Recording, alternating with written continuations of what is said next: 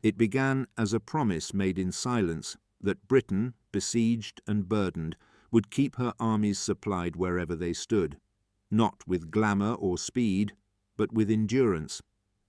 Among the weapons of that endurance stood a truck, the Bedford QL. Forged in factory light, it bore the weight of armies and expectation. It was not the tank, nor the bomber, nor the gun, but without it, none of these could have advanced. Designed for load, built for war, the Bedford QL rolled across deserts, rivers, and ruin, with a patience that became victory. It is a story of movement without motion's fame, of burden carried quietly. And now we return to the truck that carried Britain's war upon its wheels.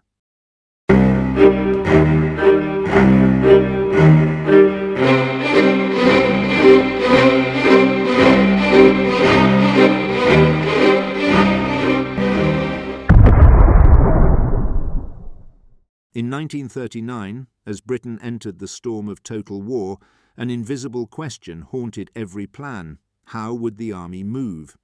The nation that had once ruled by sea now faced a land war that would hinge not upon ships, but wheels.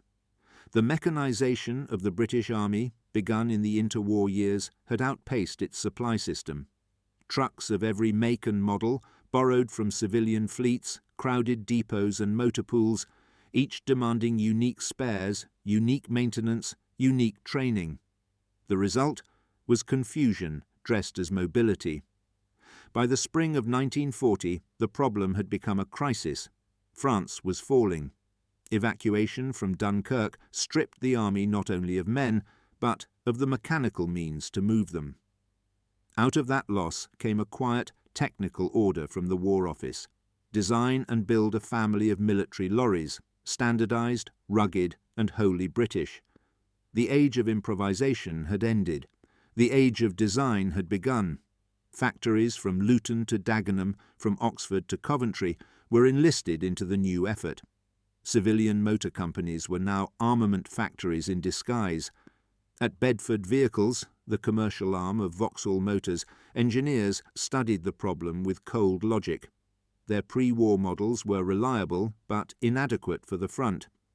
What the army needed did not yet exist: a medium, four-wheel drive truck capable of 3 tons payload, easy to maintain, light enough to ship, strong enough to serve from Egypt to Burma.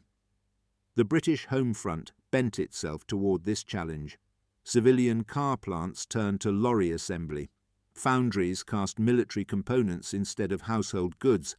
The workforce changed its face: women in overalls, apprentices with tools too large for their hands, managers learning to ration metal like bread.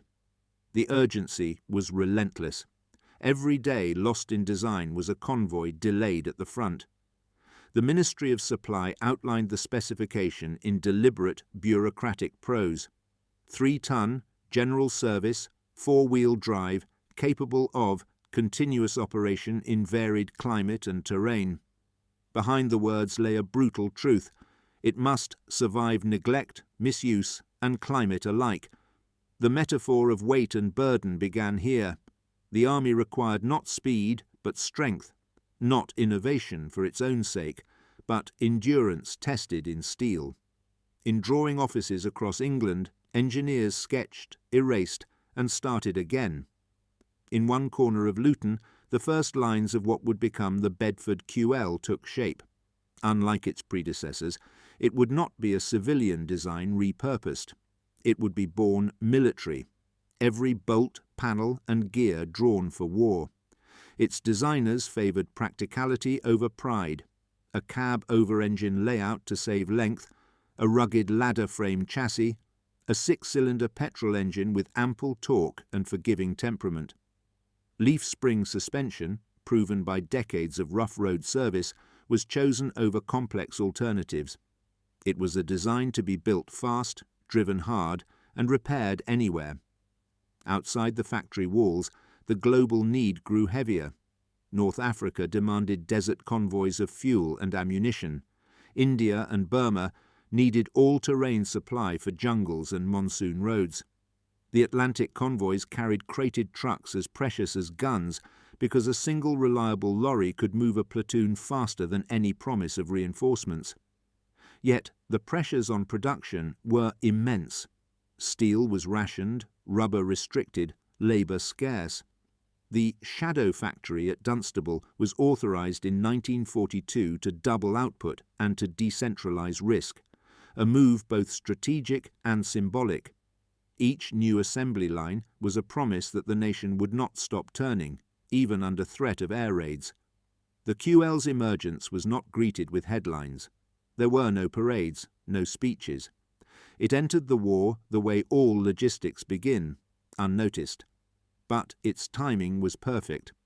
By late 1941, the British Army's logistical corps had a new tool, dependable, adaptable, and British from wheel nut to windscreen. In war, the first test of design is necessity. Bedford's engineers had answered with precision, born of fatigue. They had built a vehicle that could carry the burden of war itself. The final line of the act lands quietly. The need had been met, not by brilliance, but by resolve. The vision began, as all engineering does, with lines upon paper. At Luton, the design office became a theatre of quiet invention. Draftsmen leaned over drawing boards like cartographers of a new geography, the geography of movement. They traced the outlines of what the War Office had demanded, a single vehicle to replace dozens, to cross deserts, forests, and cities with equal indifference. The Bedford team understood that wartime design was not about elegance, but discipline. Each line drawn must justify the steel it consumed. Each casting pattern had to be used across as many rolls as possible. Every nut and bolt had to serve again, somewhere else, in another configuration. In this arithmetic of necessity lay a peculiar beauty, the beauty of efficiency. They decided early that the Bedford QL would not be a derivative of a civilian model.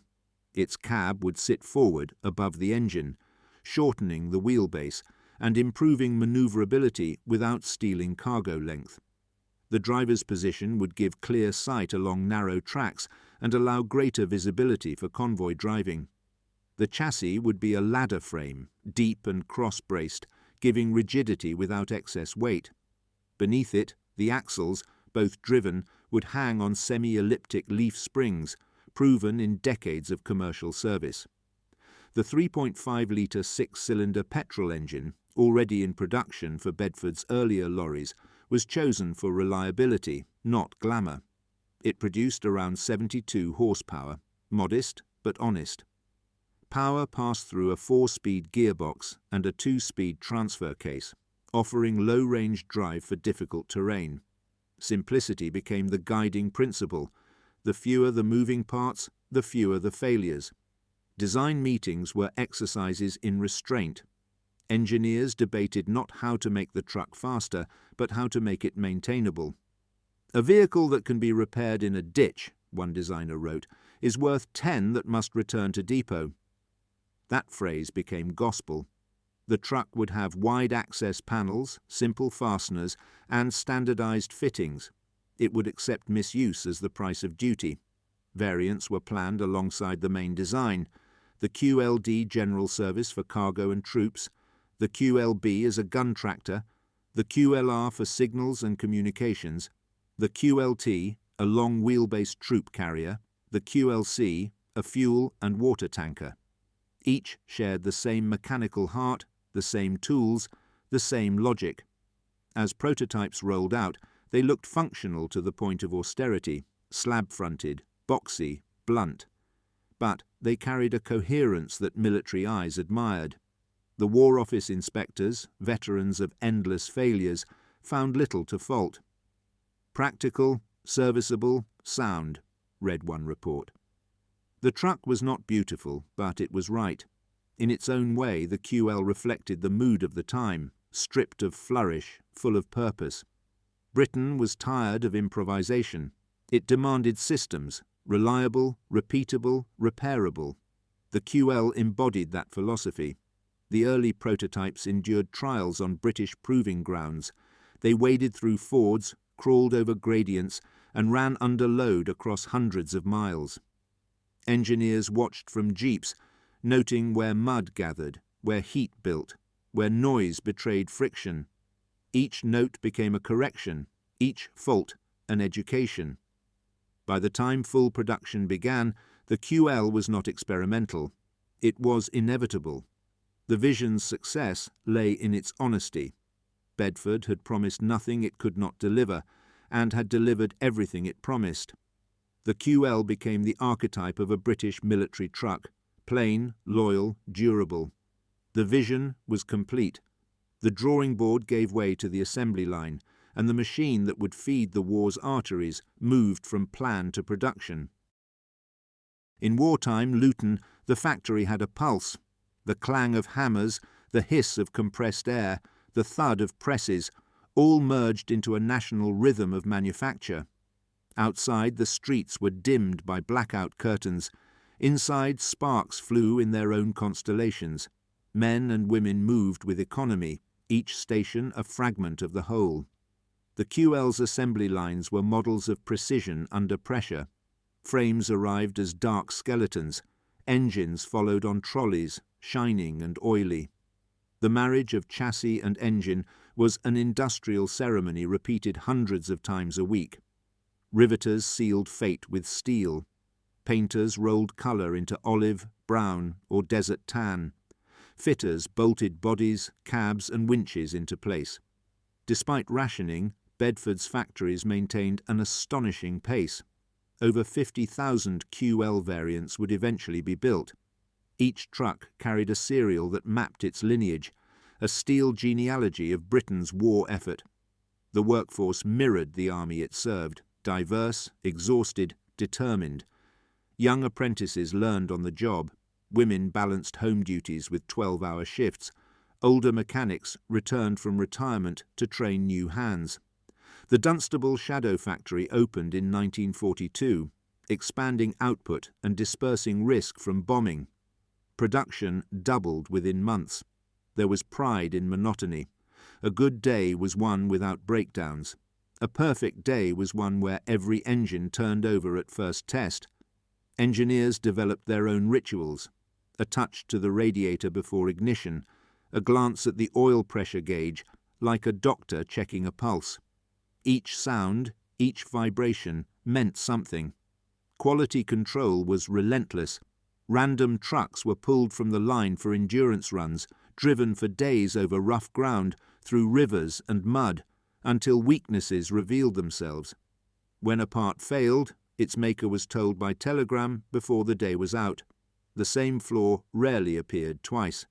The QL's design lent itself to mass production. The cab-over layout meant fewer panels. The chassis required minimal machining. Components were interchangeable across models. Factories making wireless equipment, pumps and cranes could fit them onto QL frames with little modification. The result was flexibility, a concept that defined British wartime engineering. There was hardship too. Shortages forced substitutions, steel gauges thinned, paint quality varied, and the weather intruded through cracked roofs. Yet the trucks kept coming. Every finished QL that rolled out the gates was both a machine and a morale signal, proof that the nation could still produce. In the canteen, workers would speak of them like ships. "Our lorry's going to Africa," they'd say, or "that one's for Normandy." Each truck left behind its own invisible signature of labour and fatigue. The factory floor may have smelled of oil and sweat, but beneath it all lay a quiet pride. This was how victory would move. By 1943, the build had matured into routine. Problems were anticipated before they appeared. Workers could assemble by instinct. Every station functioned like a note in a mechanical symphony. The Bedford QL was no longer a prototype, nor even a project. It was a habit. And in war, reliable habits save lives. The proving ground of a machine is never a test track. It is the world. The Bedford QL's first theatre was North Africa, a landscape that punished every error in design. Convoys rolled through sand like ships through fog. engines straining under the heat. The QL, with its solid axles and generous cooling, proved equal to the task. Its air filters filled daily with dust, its tyres aged before their time. But it endured. Mechanics learned to strip carburettors in windstorms, to grease bearings with the patience of surgeons. The truck's balance became its reputation. It did not boast speed, but it climbed dunes where others stalled. The short wheelbase and forward cab made turning easier in confined wadis. In a campaign defined by supply, the QL's reliability became a quiet weapon. When the tide of war shifted to Europe, the same trucks crossed into Italy, hauling everything from rations to artillery shells. Mud replaced dust, rain replaced heat, but the trucks adapted without complaint. Their four-wheel drive gave traction in conditions that humbled lighter lorries. The QLR wireless variant became the nerve centre of communications. Its insulated body carried radios, map tables, and mast fittings. When stationed near the front, its quiet engine note was trusted by operators who lived by transmission. In one signal company log, an officer wrote, "The Bedford is no comfort, but it is constant, and constancy wins." As 1944 brought the invasion of Normandy, the QL was everywhere, on beaches, in hedgerows, on temporary bridges. Drivers navigated flooded roads where wheels sank to hubs in mud. The waterproofing paste smeared on distributors did its work. Engines started after immersion, and convoys moved again. The QL's test was not speed, but repetition. It ran day after day in convoy without rest.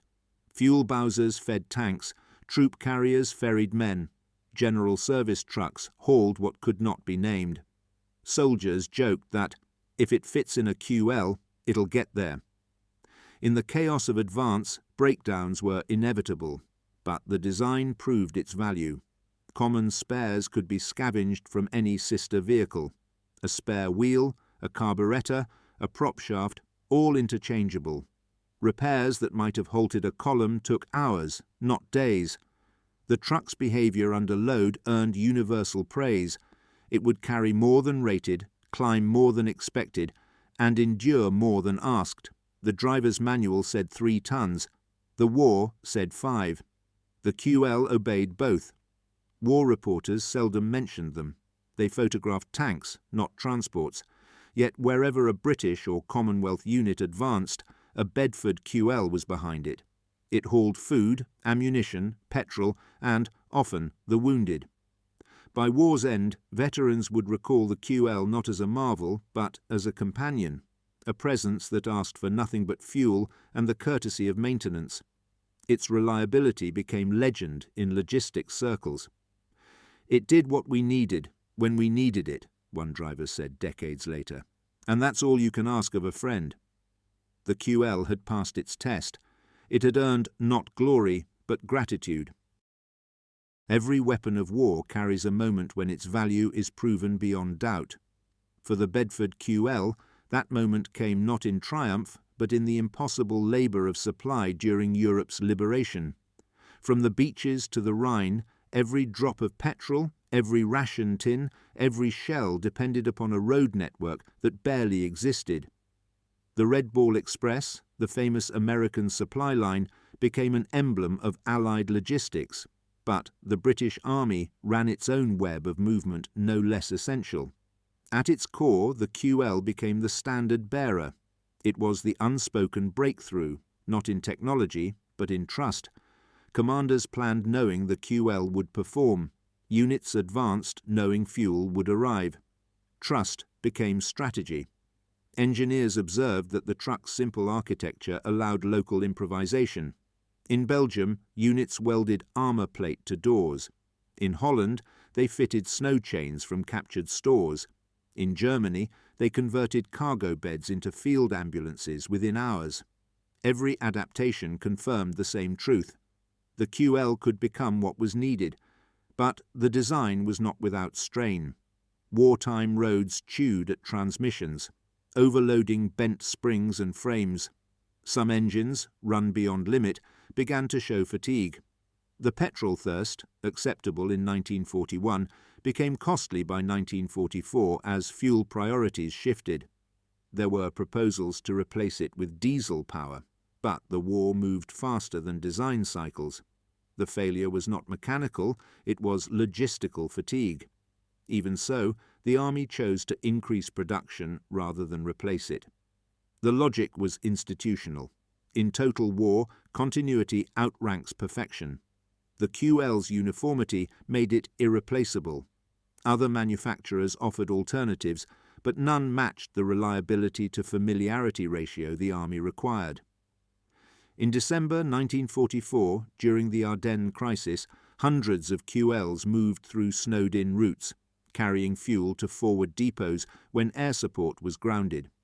Drivers worked by convoy lights, engines running through nights of sub-zero cold. The trucks froze solid at dawn, thawed by afternoon, and started again. The war diaries recorded no drama, merely figures. Convoy delivered, no losses. That understatement was its breakthrough. After victory in Europe, attention turned east. In Burma, the same vehicle hauled supplies through jungle trails, where humidity turned tools to rust. Mechanics there remarked that the QL's steel, though unpainted in places, resisted the rot better than expected. The same design that had endured sand and mud now endured monsoon. Its failures were minor beside its achievements.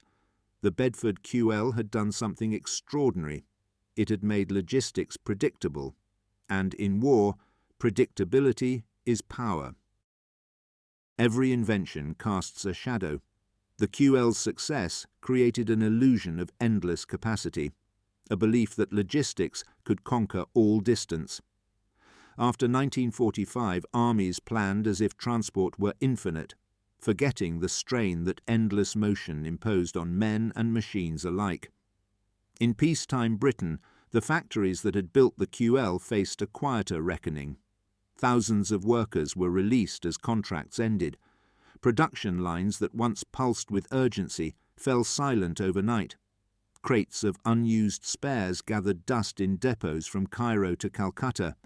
Trucks deemed surplus were sold at auction for a fraction of their cost, scattered into civilian life as builders, hauliers, farm carriers and fire engines. The hidden consequence was economic and social. A nation that had learned to produce without pause now had to learn to stop. Records were destroyed in 1946, not from malice, but from bureaucracy's tidy instinct. We know the total output, but not the full human ledger. How many lives were spent in that labour?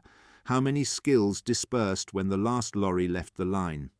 The vehicles themselves became ghosts of empire. In Africa, Asia and the Middle East, ex-army QLs carried everything from tea to timber. Some served in local forces, others in civilian companies, where the Bedford badge outlived the Union Jack. Mechanics who had never seen England swore by its engine. The global second life of the QL blurred the boundaries between war and work. It also changed expectations. Post-war British vehicle design leaned heavily upon its lessons: modularity, simplicity, shared spares. The QL had proved that maintenance mattered more than novelty. It was a moral as much as a mechanical inheritance, yet the very durability that made it valuable delayed renewal. For a decade after victory, fleets of aging QLs remained in service because they refused to die. Innovation stalled beneath their reliability. The Army, used to their predictability, hesitated to replace them. It would take the next generation of post-war designs to remind industry that progress must continue even when perfection seems achieved. The motif of memory and forgetting enters here. Nations remember victory, they forget maintenance. The Bedford QL was the memory of a burden carried, but it was also forgotten in the celebration that followed.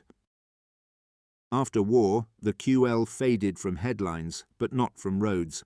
Thousands continued working into the 1950s and 60s, their military stencils painted over with the names of haulage firms or local councils. Farmers loved them for their torque, builders for their toughness. Across Britain's recovery, demobilised soldiers found themselves driving the same vehicles that had carried them through war, only now laden with bricks, not shells. Restorers would later note how simply the trucks were built. A handful of spanners could dismantle an engine, body panels unbolted like doors. Enthusiasts rebuilt them in barns and museums, preserving not nostalgia, but respect. The QL's squared lines, once a symbol of austerity, became emblems of integrity. Its design principles lived on. Post-war Bedfords, from the RL to the TM series, carried echoes of the QL's logic: strength before style, clarity before comfort. Even military procurement philosophies changed. Standardization, modular construction, and field repair all owed debts to that wartime truck. Museums now display QLs beside tanks and aircraft, though the truck seldom draws crowds. Yet curators know its quiet significance. Without the unglamorous logistics vehicles, the grand machines would have starved where they stood. The QL's legacy is endurance itself, a lesson that power means nothing without persistence. At Dunstable, where its factories once roared, the post-war decades turned the site towards civilian lorry production. The workers who had built instruments of war now built the engines of peace. In their precision and care, there was continuity. Every bolt tightened on a delivery van was a faint echo of those wartime lines. The wind of history moved on, but the QL left its trace like tracks in hardened earth, visible long after the convoy had passed. History remembers noise before endurance, but endurance outlasts noise. The Bedford QL was not a symbol, it was a function made visible. Its story ends where all mechanical stories do, in maintenance logs, in photographs, in the hands of those who still restore them. The motif resolves from creation and decay to memory and forgetting. The QL was born of necessity and forgotten through success, yet its influence remains folded into every supply chain, every convoy, every logistic calculation that followed. In reflecting upon it, we are reminded that progress is rarely dramatic. It is cumulative, made by countless anonymous minds and hands. The QL's genius was collective: an engineer's restraint, a fitter's care, a driver's judgment. Together they created a machine that, for all its metal and petrol, feels almost human in its reliability. Stand before one today in a museum yard. The paint may be new, the tyres inflated, but its proportions are unchanged. The cab is narrow, the gear lever long, the instruments spare. Place a hand upon the bonnet and feel the solidity that once bore the burden of empire. No rhetoric, no grandeur, only service. The thought that ends its story is simple: victory is carried, not declared. The Bedford QL carried victory, and the world rolled forward upon its wheels.